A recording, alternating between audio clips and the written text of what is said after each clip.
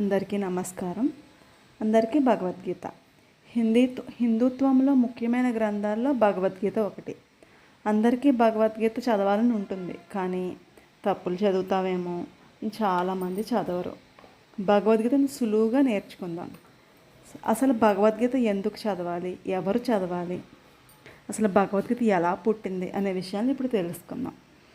భగవద్గీత మహాభారతంలోని భీష్మ పర్వంలో 25వ అధ్యాయం మొదలు 42వ అధ్యాయం వరకు 18 అధ్యాయాలుగా భగవద్గీత ఉందని చెప్తారు.